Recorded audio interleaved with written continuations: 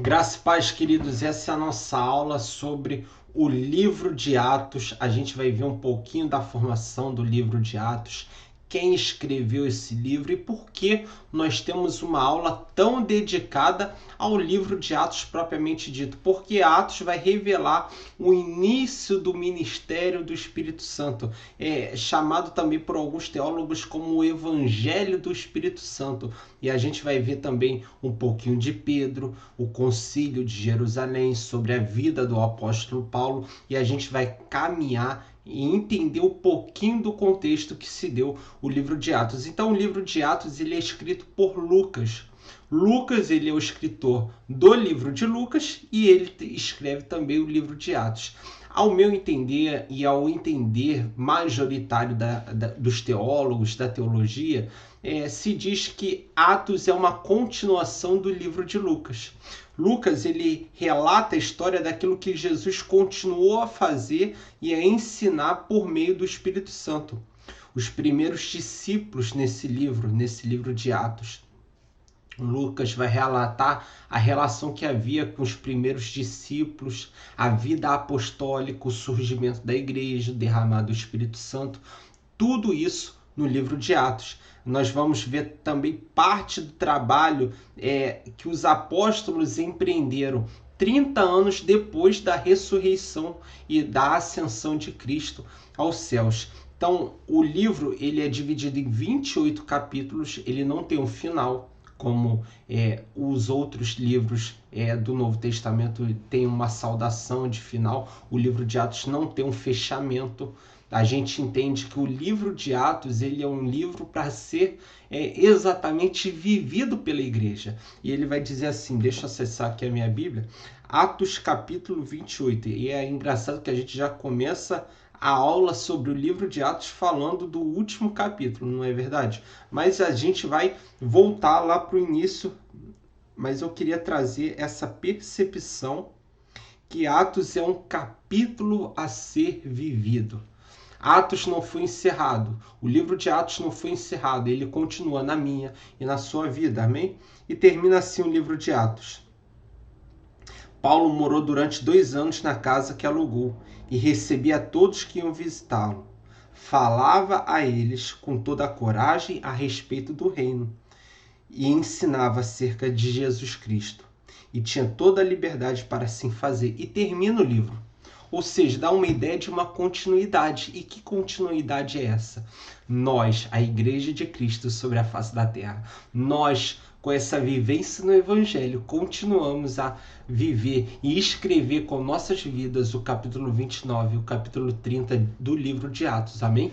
Então, Atos é dividido em 28 capítulos ao longo de 30 anos. São momentos marcantes. A gente tenta trazer uma leitura do livro de Atos e a gente começa o capítulo 1, capítulo 2, mas há um espaçamento de tempo entre esses capítulos. Não é que todos aqueles fenômenos aconteciam todo dia na igreja, mas são os eventos mais marcantes registrados no livro de Atos. Então, ao estudar o livro de Atos, nós temos que trazer à memória feitos gloriosos de Deus, feitos miraculosos de Deus.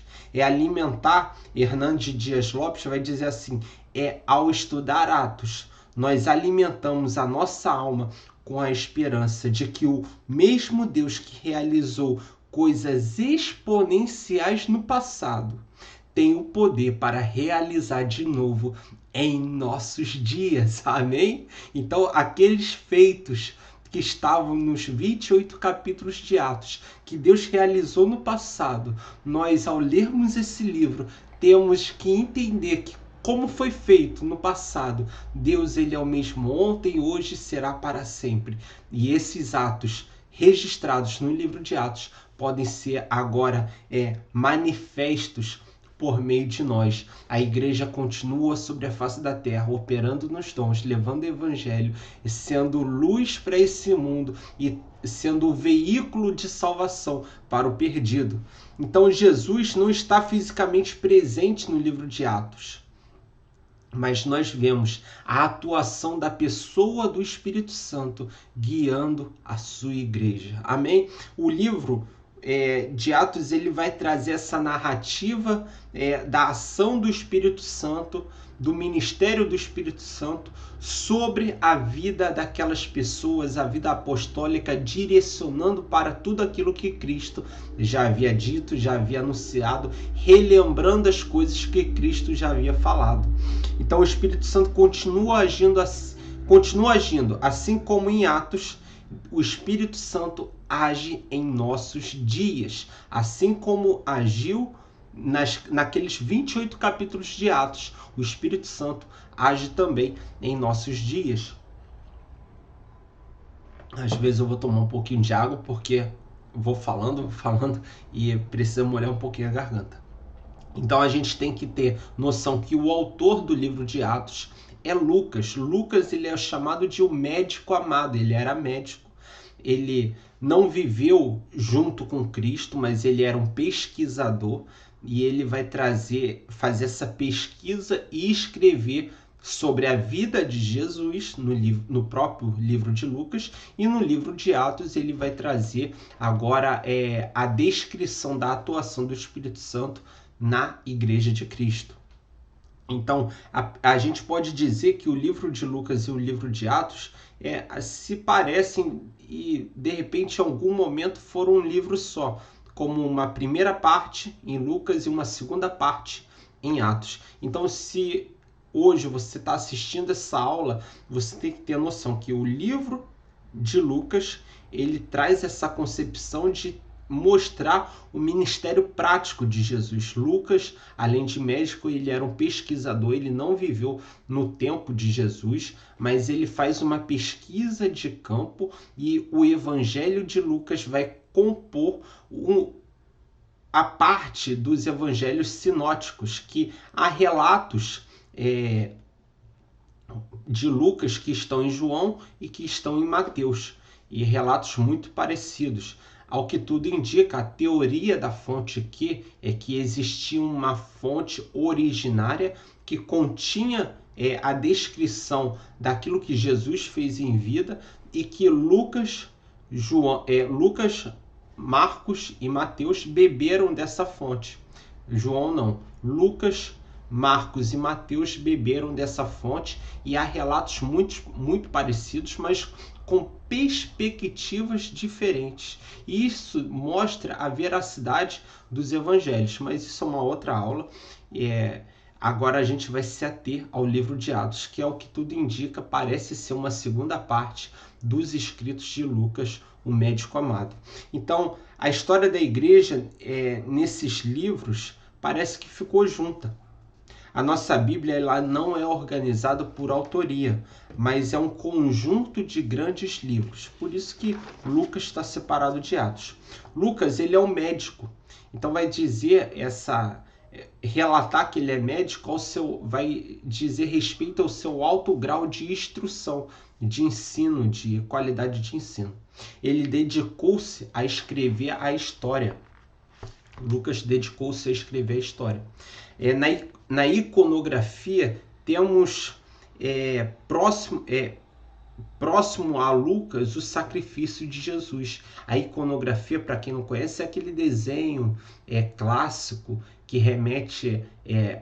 tenta remeter a uma proximidade fisionômica dos apóstolos, e Lucas ele sempre vai se remeter àquele que está próximo do sacrifício de Jesus. Então, Lucas ele não viu Jesus pessoalmente, ele é um médico, mas que vai se debruçar sobre a história de Jesus e a história do ministério do Espírito Santo, registrando tudo isso. Por isso que dá mais credibilidade ainda, porque Lucas, por ser instruído na medicina, dá para ver o seu alto grau de instrução ao também compor os escritos do livro do próprio Lucas, dele próprio, que fala da vida de Jesus, e o livro de Atos. Ele era gentio, ele vinha da cidade de Antioquia, da Síria, foi companheiro de viagem do apóstolo Paulo, está lá em Atos 27, verso 1. Então, Lucas acompanhou o apóstolo Paulo em viagem, escreveu grande parte do Novo Testamento, que é o livro de Atos e o livro de Lucas, e além de acompanhar o apóstolo Paulo, ele também era seu amigo. Ele fez uma pesquisa de campo sobre a vida e o ministério do Espírito Santo.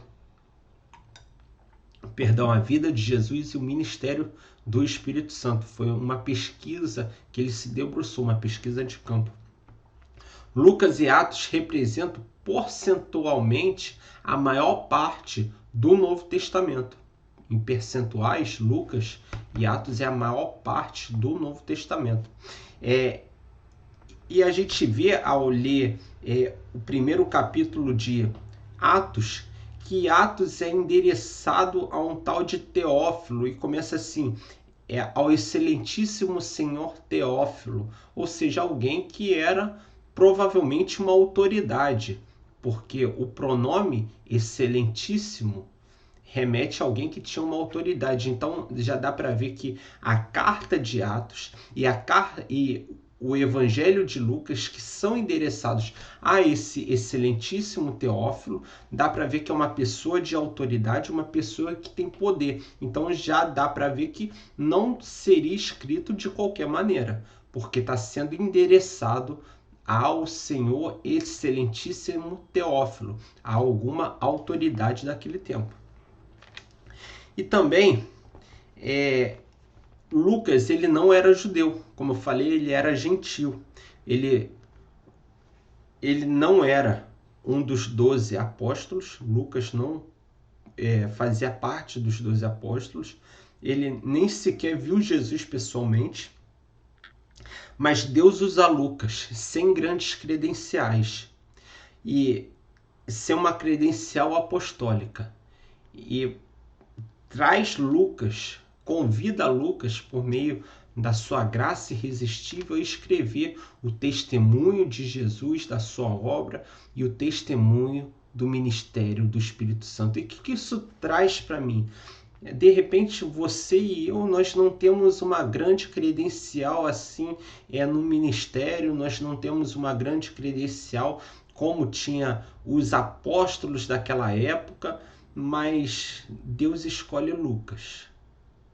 E Lucas, sem essa grande credencial apostólica, ele é aquele que vai pesquisar o ministério de Cristo e a ação do Espírito Santo na igreja.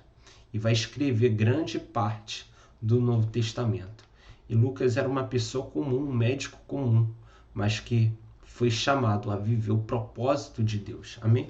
Assim também nós não podemos colocar limites na atuação do Espírito Santo. Nós não podemos limitar a ação do Espírito Santo por causa das nossas possibilidades ou qualidades. Lucas não limitou. Apesar de não ser apóstolo, ele se manteve disponível para escrever aquilo que nós temos hoje de Sagradas Escrituras, a maior parte do Novo Testamento. A data do escrito de Lucas é muito controverso, a data dos escritos de Lucas. Nós não temos os autógrafos. O que são os autógrafos? Aquele papel que foi escrito inicialmente o que Lucas pesquisou. Nós não temos. Os autógrafos nós não temos. Nós temos cópias das cópias dos originais. Os autógrafos são os originais. É aquele papel que eu pego e eu vou escrevendo, pesquisando e escrevendo. Esse é o autógrafo. Eu não tenho. Eu tenho cópias das cópias das cópias, que eram escritas e passadas a limpo. Naquele tempo não tinha imprensa, então o escriba ele pegava o texto e ele ia escrevendo. É a chamada os massoréticos, eles iam escrevendo, e quando eles erravam uma folha, eles arrancavam a folha toda, amassava, jogava fora e começava de novo, e iam escrevendo. E hoje nós temos essas cópias das cópias, que são muito antigas e que hoje fazem parte do cânon, mas trazem uma grande legitimidade pelo método que foi copiado. Não foi copiado de qualquer maneira, porque se existia uma regra de copiar a escritura. Então, 4 eventos importantes na história da igreja, os quais Lucas ele não relata, ele não fala. Então, por ele não falar, dá para ter uma percepção de quando foi escrito o livro de Atos. Ele não fala da morte de Tiago, o irmão do Senhor, que foi provavelmente em 62 depois de Cristo. Ele não fala da perseguição sobre Nero, que foi em 64 depois de Cristo. Lucas não fala. E fatos tão relevantes assim, por ele ser um historiador, ao menos deveria ser relatado. Então, o que tudo indica é que o livro de Atos terminou antes do ano 62. Não fala da morte de Paulo, que foi no ano 64 a 65 depois de Cristo, não fala. Mas Paulo é muito relatado no livro de Atos, mas não é falado da morte dele. Não fala da destruição de Jerusalém no ano 70 pelos romanos. Então, ao que tudo indica, o livro de Atos ele termina de ser escrito antes da morte de Tiago, irmão do Senhor, que provavelmente foi no ano 62 depois de Cristo. Porque são fatos relevantes na história e Lucas, por fazer esse trabalho de historiador, de pesquisador, se ele presenciasse, consequentemente ele colocaria nos seus escritos tais fatos tão relevantes, né? Não é verdade? Então, ao que tudo indica, o livro de Atos foi ali escrito antes do ano 62 depois de Cristo. Há outros autores, há outros teólogos que vão dizer que foi por volta de 63, 64, que também não está fora da ideia ali de estar terminada a escrituração de Atos. Então, a gente vai ver que Lucas ele se debruça em cima da história da igreja, dos acontecimentos da igreja, e vai trazer a percepção, o crescimento da igreja primitiva. Então, o versículo-chave que eu queria falar com você aqui é Atos, capítulo 1, verso 8. A gente foi lá para o final de Atos, né? Agora Atos 1. Lembrando que Atos 1, verso 1 fala assim: em meu primeiro livro, relatei ao Senhor Teófilo, ao excelentíssimo Teófilo, tudo que Jesus começou a fazer e a ensinar. Então, a gente já vê um endereçamento aqui a uma possível autoridade ao excelentíssimo Teófilo. Verso 8 diz assim: e aqui começa a era da igreja, aqui começa o período da igreja. Jesus lhes respondeu, verso 7, não vos compete conhecer tempos ou épocas que o Pai reservou pela sua exclusiva autoridade, mas recebereis poder ao descer sobre vós o Espírito Santo, e sereis minhas testemunhas em Jerusalém, como em toda a Judeia e Samaria, até os confins da terra. Aleluia, aleluia. Mas recebereis poder ao descer sobre vós o Espírito Santo, e sereis minhas testemunhas, tanto em Jerusalém, como em toda a Judeia e Samaria, até os confins da terra. Essa palavra, até os confins da terra, no grego é eirene, o mundo conhecido. Até todo o mundo conhecido, vocês serão minhas testemunhas. O mundo conhecido na época era a dominação do Império Romano, alguns povos fora do Império, era o mundo conhecido, eirene, no grego. Hoje, o mundo conhecido, nós temos as Américas, a Oceania, a Ásia toda. E hoje nós somos chamados por Deus para sermos testemunhas de Jesus por onde nós formos, pelo mundo inteiro. Amém? Então, a gente vê ali que a promessa do derramado Espírito Santo e que nós seríamos suas testemunhas de Cristo sobre o mundo todo, não só em Jerusalém e Samaria, mas até os confins da terra. Amém? Porque agora, antes a igreja, ela estava limitada pela carne de Cristo, pelo verbo encarnado, porque onde Cristo ia, chegava ali a sua presença física. Então a igreja estava limitada pela força física da carne de Cristo, onde ele ia, onde ele andava. Hoje, o Espírito que habitava em Jesus habita dentro de mim e de você. E onde nós fomos, nós somos testemunhas de Cristo. Nós testemunhamos aquele que veio, que morreu por mim e por você, e subiu aos céus e voltará. Nós somos as testemunhas. Hoje, nós carregamos a mensagem de Cristo, o nome de Cristo, o poder de Cristo, porque nós podemos fazer obras ainda maiores, até os confins da terra. Então era necessário que Cristo subisse aos céus para que a sua igreja, pela ação do Espírito Santo, fosse espalhada pela face da terra. Amém? Então, qual o roteiro do livro de Atos? Nós podemos dividir da seguinte maneira: Atos capítulo 1 ao capítulo 7 fala do estabelecimento da igreja, a afirmação da igreja. Atos 8 até o capítulo 12 vai falar do período de transição dessa própria igreja. Atos 13 a Atos 28 vai falar da expansão gentílica, a igreja chegando, os missionários, as viagens de Paulo chegando até os gentios fazendo agora parte da aliança do Salvador, se tornando testemunhos de Cristo.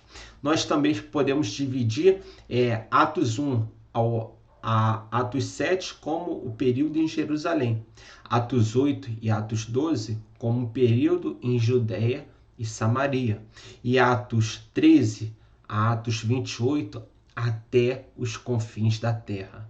Nós temos essa crescente. Atos 1 até Atos 7, a igreja em Jerusalém. Atos 8 a Atos 12, a igreja em Judeia e Samaria, por toda a Judeia e Samaria. Atos 13 a Atos 28, até os confins da terra. Ou a divisão do livro de Atos 1 até Atos 8, nós temos a vivência ali do apóstolo Pedro. E de Atos 9 até Atos 28, nós temos a vivência, o ministério do apóstolo Paulo. Também podem ser divisões possíveis do livro de Atos. Então, a gente viu lá que Atos 1, verso 1, fala sobre esse Teófilo. Do grego, essa palavra Teófilo quer dizer Teo, Deus, filo, filo, amante, amante de Deus. Alguém que tinha, pode ser um codinome para a igreja? Pode ser um codinome para a igreja. A igreja é aquela que ama a Deus. Pode ser também um codinome, porque a igreja é perseguida pelos judeus e pelos romanos posteriormente. Então pode ser, não necessariamente é alguma autoridade, mas ao que tudo indica que seja. Lucas, ele relata ao Senhor excelentíssimo Teófilo, ele usa esse pronome de tratamento.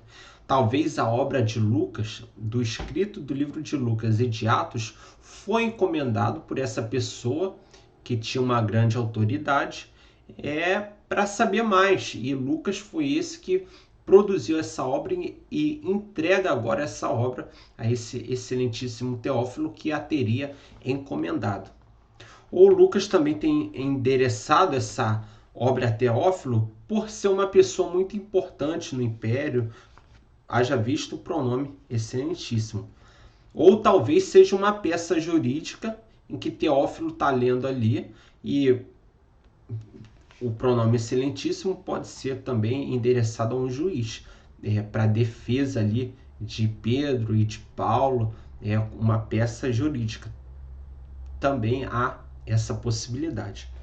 Verso 2 fala que Jesus deu instrução aos apóstolos por meio do Espírito Santo. Portanto, através do Espírito Santo, E por meio dele existe cristianismo, porque o Espírito Santo, ele é dado a nós para que nós venhamos a nos lembrar daquilo que Jesus disse, pregou, falou aqui nessa terra. E ele convence o mundo do pecado, da justiça e do juízo. Amém? Não existe vida cristã plena sem o preenchimento do Espírito Santo. Não existe você ser um estudante da palavra sem a iluminação do Espírito Santo. Não existe vida com Deus sem o crente estar cheio do Espírito do próprio Deus. Isso no Antigo Testamento é chamado de unção. E agora no Novo Testamento é chamado de batismo, no qual eu e você fomos imersos, mergulhados na pessoa do Espírito Santo. Amém? É impossível ser testemunho de Cristo sem o Espírito de Cristo, que é o Espírito Santo. Então, por causa do Espírito Santo habitando dentro de nós, dentro de mim, dentro de você, nós podemos agora testemunhar a Cristo. Aleluia! Verso 3 vai falar que Jesus apresentou-se aos discípulos, dando prova que estava vivo. Jesus aparece aos discípulos por cerca de 40 dias e ele ensina a respeito do reino. Ou seja, Jesus, durante esses 40 dias, no verso 3, que é relatado de Atos 1, ele ensina a respeito do reino, coisas que até não estão registradas. E isso remonta ao tempo que Moisés ele fica 40 dias no monte Moriá, recebendo instruções de Deus.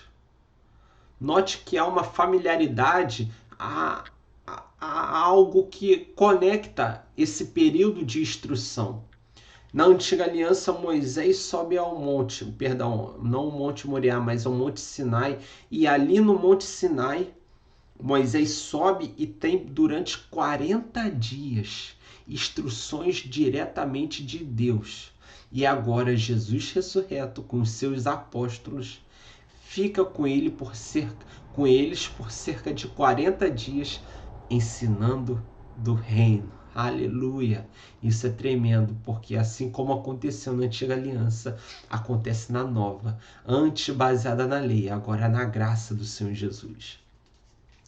O livro de Atos revela a intenção de propagar o nome de Cristo, de espalhar o seu evangelho. Olha o que vai dizer um teólogo. Ele vai falar assim, Chung Kim, ele é um teólogo, ele vai falar assim, o livro de Atos dos Apóstolos teve a intenção de propagar o nome de Cristo Jesus e espalhar o seu evangelho por todo o mundo. Amados, vocês também são atores do mesmo palco. O fim do mundo é o seu cenário. Expressem os atos dos apóstolos. Sejam luz para os gentios que estão nas trevas. Fiquem felizes por levá-los por esses mares que ele secou. O mar vermelho por seu primeiro povo e derramou outro mar, o mar vermelho do seu próprio sangue, por eles e por nós. Se na antiga aliança o povo atravessou o mar vermelho, agora um outro mar, um mar vermelho também, mas do sangue de Jesus, foi derramado por nós. E o livro de Atos traz essa intencionalidade de mostrar o amor de Cristo, a graça de Cristo, seja derramando sobre sua igreja e essa igreja se espalhando por Jerusalém, Judeia, Samaria, até os confins da terra, para alcançar. E hoje nós somos alcançados por aquela igreja que iniciou lá em Atos dos Apóstolos. Nós fomos alcançados e somos testemunhas de Cristo. Amém? A nossa vida, Yuri Breder, pastor Batista, ele fala o seguinte, a nossa vida é a sequência do livro de Atos. A nossa vida é a sequência do livro de Atos. Como eu falei aqui no início, Atos 29 é a minha e a sua vida. Nós somos testemunhas da ressurreição. Amém? Lucas, ele escreve o livro de Atos provavelmente no ano 60, até mais tardar, admitindo, forçando muito a barra, até o ano 80. Eu acredito que ele escreveu até o ano 60. Os leitores, eles não viram Jesus. Até o próprio Lucas não viu Jesus. Mas eles estavam enfrentando uma perseguição muito grande. Primeiro uma perseguição judaica e depois a perseguição do próprio império. Eles viam nos apóstolos o exemplo de fé e prática. Eles viam esses apóstolos morrer pela causa de Cristo. E esses leitores, eles procuravam meditar sobre a vida dos apóstolos para que eles não se tornassem vacilantes na sua própria fé. Jesus fez o que fez e o que os apóstolos fizeram porque o Espírito Santo era com eles. Jesus fez aquilo tudo, milagres, sinais, prodígios e maravilhas. E os apóstolos deram continuidade a esses ensinamentos. Primeiro, os ensinamentos de Cristo, depois os ensinamentos apostólicos que derivaram daquilo que Cristo ensinou. Que Cristo ficou 40 dias com os apóstolos ensinando acerca do reino. Depois nós temos esses ensinamentos apostólicos, sinais, prodígios, maravilhas pela vida dos apóstolos, porque o Espírito Santo, assim como era com Cristo, era com eles. E hoje o Espírito de Deus é comigo, é com você, e nós podemos experimentar do poder vivo da ressurreição, porque nós temos o Espírito Santo da promessa. Amém? Jesus fala que era melhor que ele fosse, para que viesse o Consolador. E porque o Consolador veio, agora nós somos representantes de Cristo, onde nós fomos. Amém? E Atos 1, verso 8, vai dizer que nós receberíamos poder. Essa palavra poder no grego é dunamis, um poder explosivo, um poder de uma explosão, um poder estrondoso. Dunamis, o poder explosivo que vem da presença de Deus. Nós temos o poder que ressuscitou a Cristo dentre dos mortos, habita em nós. Amém? Que é o próprio Espírito de Cristo, o Espírito Santo. E esse é o versículo-chave, Atos 1, verso 8. Mas recebereis poder. Para que receber poder? Para serem minhas testemunhas. Verso 4 e 5, Jesus manda ficar em Jerusalém até receberem poder. E essa promessa de receber esse poder, de receber o dunamis de Deus, ela foi predita pelo apóstolo Joel, em Joel capítulo 2, e ela vai se cumprir posteriormente em Atos 2. No verso 6 e verso 7, os discípulos perguntam sobre a restauração de Israel, e Jesus fala: não vos compete saber tempos ou épocas que Deus preparou pela sua soberana vontade. Então, existia um contexto também escatológico de instituição de um reino de Cristo aqui nessa terra. Isso vai ser possível no reino milenar, mas naquele momento era a instituição do corpo de Cristo, da sua igreja. Então a perspectiva escatológica, a perspectiva de fim dos apóstolos era diferente. Era uma perspectiva terrena, mas Jesus aponta uma perspectiva espiritual. Então, não era um reino regional de Cristo, mas um reino internacional, porque nós seríamos testemunhas até os confins da terra. Não era um reino estático, um reino humano, um reino que era só em Jerusalém, só em Judeia, em Samaria. Não, era um reino gradual, que já está, que vai se completar essa graduação desse reino na segunda vinda de Cristo. Amém? Hernandes Dias Lopes vai falar o seguinte: a escatologia dos discípulos estava eivada de equívocos. Jesus os corrige, mostrando-lhes que essa tendência de marcação de datas para a sua vinda é uma consumada tolice. O tempo da segunda vinda e da transição da graça para a glória é exclusividade econômica do Pai. Vou ler de novo. O tempo da segunda vinda e da transição da graça para a glória é da exclusividade econômica do Pai. Não nos é dado saber o Cronos nem o Kairos, o tempo humano ou o tempo de Deus. Cronos, humano, ou Kairos, o tempo de Deus. Nem tempos ou épocas. Nosso papel não é especular. A minha escatologia não é a da parousia do aparecimento do grego, mas do encontro com o Senhor, com Cristo. Se ele não voltar, aleluia, eu e você iremos até ele no dia da nossa morte. A nossa escatologia não se baseia na parousia, no aparecimento, mas se ele não voltar, nós iremos até ele. Aleluia, aleluia. O futuro nos comissiona a agir no presente. Qual o nosso futuro? Ou o encontro ao Senhor dos Ares, ou mesmo a nossa morte, que também iremos nos encontrar com ele. Passaremos desse estado de graça para o estado da glorificação. Aleluia. Verso 8 é o que eu já abordei aqui com vocês, que nós receberíamos poder, dunamis, e seríamos testemunhas de Jesus, testemunhas da ressurreição. Verso 10 e verso 11 do capítulo 1 de Atos, Jesus ele sobe aos céus, ele é elevado aos céus, e 2 anjos mandam os discípulos agirem a vida, e diz que assim como ele subiu, ele também voltará.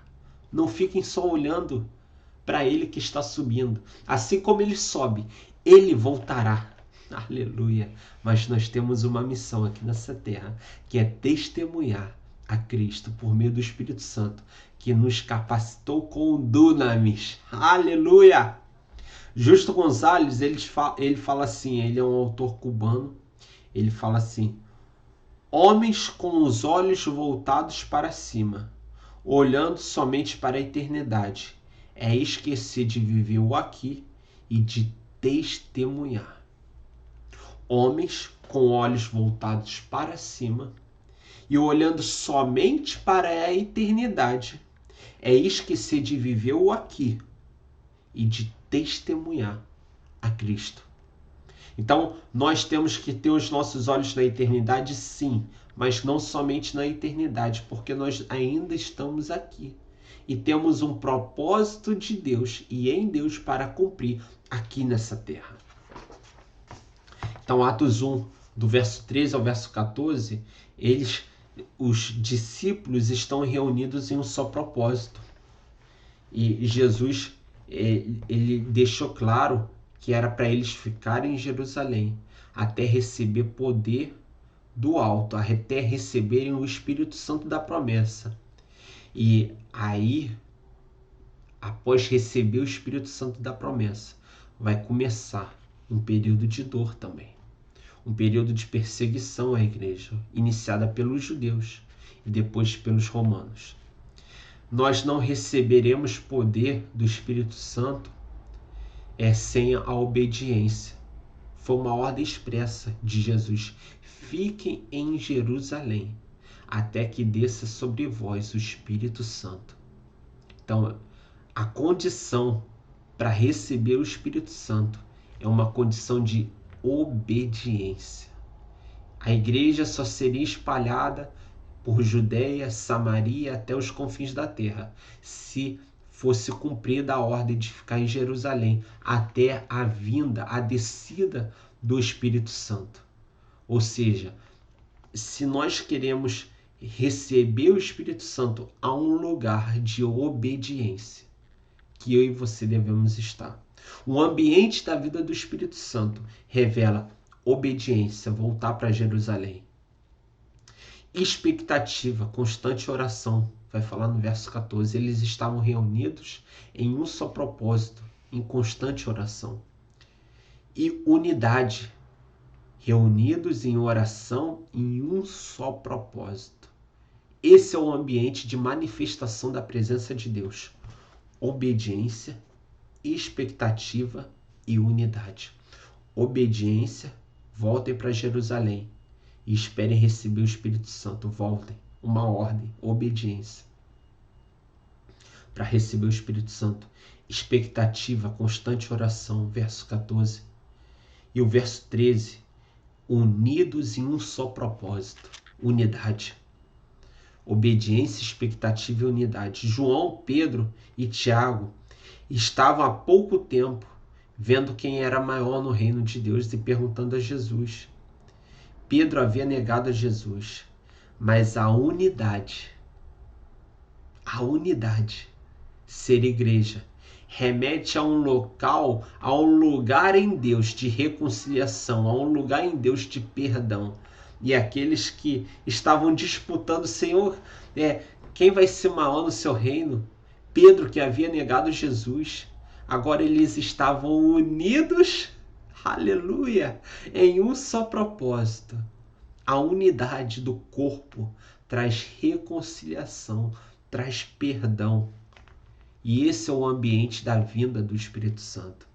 Ainda Justo Gonzalez vai dizer assim: é importante entender que a mensagem do Evangelho não é uma série de doutrinas, mas uma série de eventos. O Evangelho não é uma doutrina ou uma filosofia de vida. Jesus, ele é a notícia.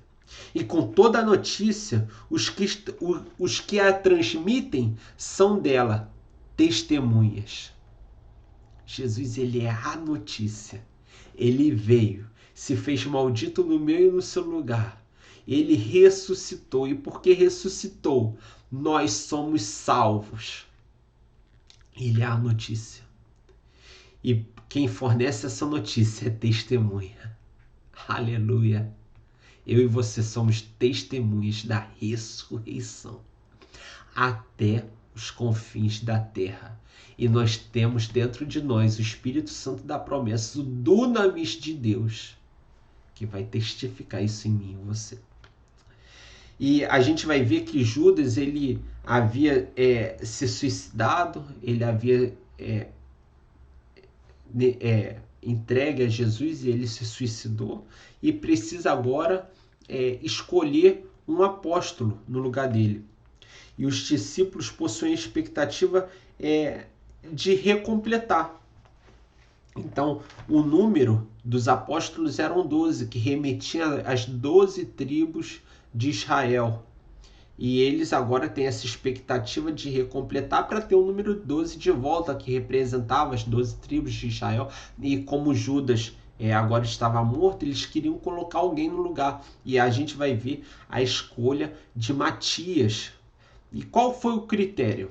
O critério foi a antiguidade. Quem já passou pelo ambiente militar sabe que a antiguidade é posto. Tinha que ter visto a Jesus, e o batismo de Jesus era outro requisito.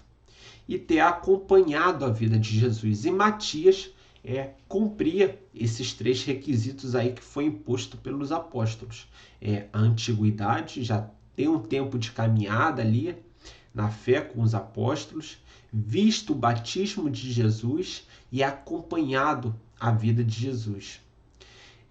Mas Pedro, ele levanta essas questões, mas ele próprio, que era apóstolo, ele também não viu o batismo de Jesus. Então tiraram sorte. Se a gente fosse falar hoje, tiraram para o ímpar. Até o momento que os discípulos não tinham o Espírito Santo, não tinha ocorrido ainda o advento do Pentecostes. Então eles resolvem, na nossa linguagem, tirar o para o ímpar, tirar sorte. Então eles tiram sorte. E os apóstolos escolhem Matias. Mas a gente vê que outra figura entra em cena. O Espírito Santo escolhe a Paulo. A gente vê aqui uma dualidade, né? O homem traz requisitos até Pedro, ele não viu o batismo de Jesus. O homem traz regras, mas o Espírito Santo que dá a palavra final.